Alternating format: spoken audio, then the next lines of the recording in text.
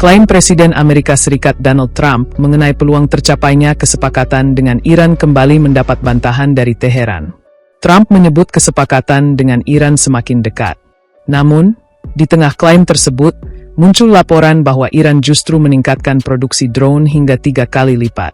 Perbedaan informasi ini memperlihatkan bahwa komunikasi antara Washington dan Teheran masih jauh dari kata sejalan. Trump menyampaikan optimisme mengenai kemungkinan tercapainya kesepakatan setelah perkembangan konflik Amerika Serikat dan Iran terus menjadi perhatian internasional. Menurut Trump, proses menuju kesepakatan dengan Iran mengalami perkembangan. Namun, klaim tersebut tidak serta-merta diterima oleh pihak Iran. Teheran membantah adanya perkembangan seperti yang digambarkan Trump. Di saat yang sama, laporan mengenai peningkatan produksi drone Iran justru memberikan gambaran berbeda mengenai kesiapan militer negara tersebut. Peneliti Asia Middle East Center, Pizarro Ghazali, menilai perkembangan tersebut menunjukkan konflik Iran-Amerika Serikat belum dapat dianggap selesai. Ia menyebut produksi drone Iran mengalami peningkatan hingga 3 kali lipat. Kondisi itu menjadi perhatian karena drone telah menjadi salah satu komponen penting dalam kemampuan serangan jarak jauh Iran.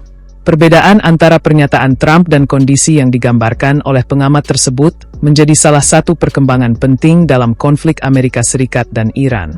Jika Washington melihat peluang diplomasi semakin terbuka, Iran justru disebut memperkuat kemampuan militernya. Peningkatan produksi drone juga dapat dibaca sebagai bagian dari persiapan Iran menghadapi kemungkinan konflik yang lebih panjang.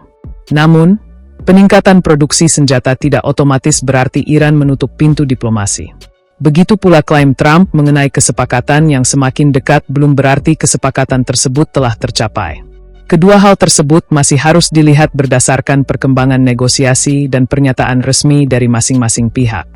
Drone selama ini menjadi salah satu instrumen penting dalam kemampuan militer Iran. Produksi dalam jumlah besar memungkinkan Iran mempertahankan kemampuan serangan tanpa sepenuhnya bergantung pada sistem persenjataan konvensional yang lebih mahal dan kompleks.